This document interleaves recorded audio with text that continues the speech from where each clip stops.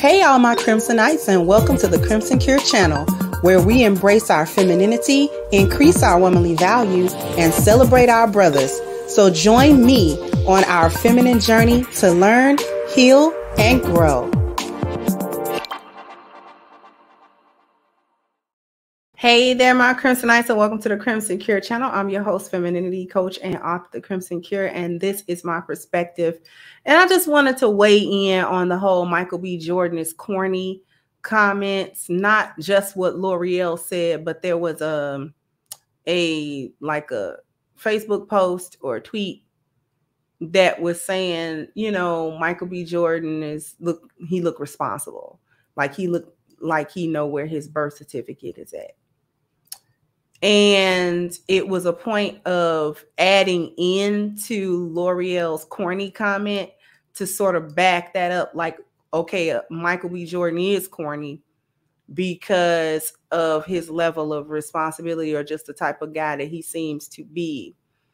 And the first thing that I want to say is, first of all, Michael B. Jordan is not corny. He's just a black dude.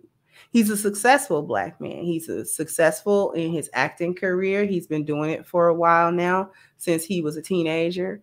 And he just had a blockbuster movie, Creed 3, come out over this past weekend. I fully intend to watch Creed 3 because I'm enjoying that storyline. Aside from that, he's had several leading roles in blockbuster films. He was Killmonger in Black Panther. One of his outside of The Wire, he was in Fruitvale Station.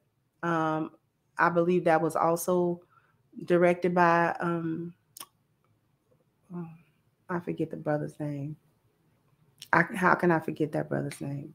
He directed Black Panther as well. Ryan Coogler. And so several different roles Michael B. Jordan has had where he's the lead in well-known or blockbuster films. He's not corny. He's just a regular man he do look like he's responsible, but I don't know why that's a bad thing. I don't know why that's something that is not to be cherished or not to be looked at favorably. Too many times Black women hold these crazy sets of values or expectations, and we apply them to Black men.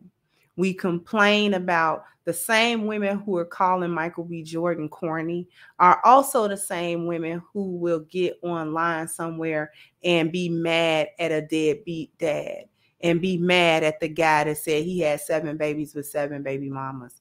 They'll be mad at a Nick Cannon. They'll be mad at, these men who don't take responsibility for their children and don't take responsibility for the women, and they make all the single mothers and they're broke and they dusty and they this or that.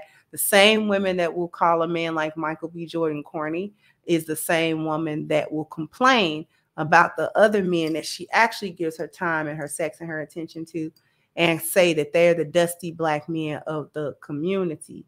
And then they'll get somewhere and, all men cheat and men aren't this and men aren't that. These are the incels. These are the men that live with their mama. These are the men, or what have you, whatever. Y'all know what the common sign language is as it pertains to Black men when hyenas are talking about them.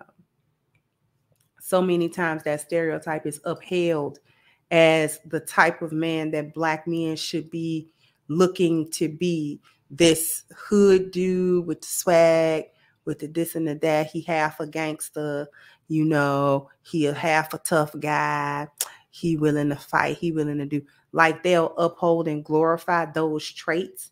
But oftentimes, not all the time, but oftentimes some of them traits are the same traits of the men that they claim abandon them, or they claim abuse them or beat them or whatever, or leave them and all, or cheat on them and all of these other types of things.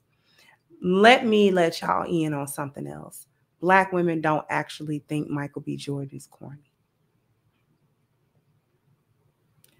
That is a smoke screen for them really saying, I don't qualify for black men like that.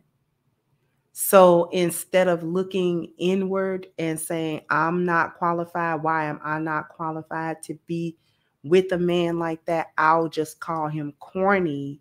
That way, that knocks him down a few pegs, hopefully down to my level where I can feel better about myself and be able to look down on him as a black man like I do all the other black men.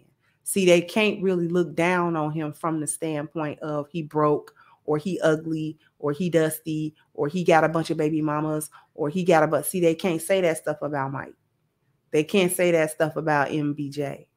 So they can't, because they can't use that type of sign language and it don't apply to him, they feel inferior to him. But the thing about it is black women can't feel inferior to black men because in their minds, they're better than black men. So it's an aberration if a black man come through and he's better than them, more successful and all of that other stuff than them, and they can't just automatically off the strength of him being a black man feel superior to him. So that's when you hit sign language. That's when you get knocking him down a peg or two. Oh, well, he's corny. So that's supposed to make him less desirable or less successful or less whatever. Okay, that's supposed to make him that. And then you get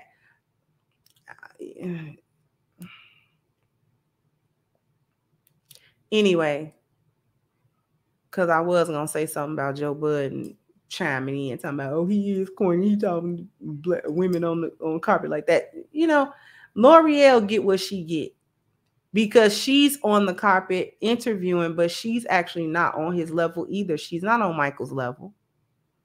I doubt she ever really has been on his level either.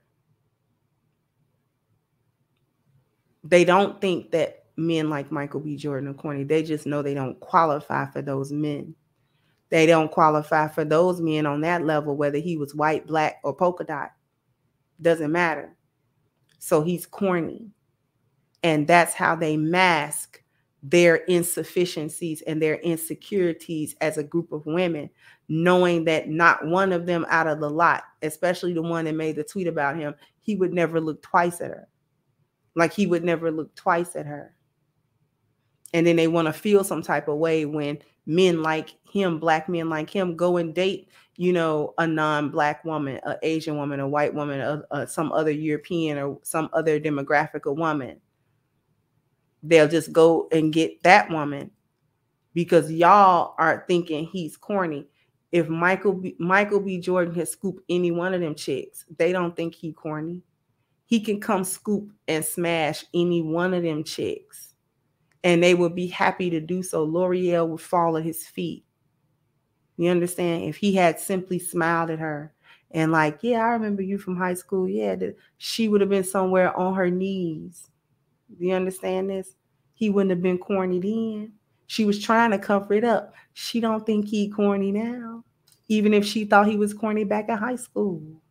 She definitely don't think so now. She was trying to cover that all the way up. I misquoted for sure. No, she was trying to back that. She was trying to back paddle that all the way back up. Y'all can't let these gynocrats tell y'all lies. We think men like that are corny. No, they don't. They just don't qualify for those men. That's all. They like those men. They actually like them men. Them women love him. Okay, them women love him. Them women love that man. They love men like him. All them black men like that. The only reason younger women now don't talk about Denzel like that is because Denzel is older now. But back in the day, they'd have wanted Denzel. Back when he was young. And they'd have thought, oh, he corny because he ain't got a trail of baby mamas and all that kind of stuff. He don't have that. He's a responsible man that thought better of himself. He had a dream, a goal, a vision since young, and he achieved it. That's what y'all claim y'all want. Men that have vision, men that have a plan, men that are going to be successful in their lives, and things of that nature. And he actually did it as a young man. He's not no old man. He did it as a young man, young enough to have any woman he wanted to pick a little litter now.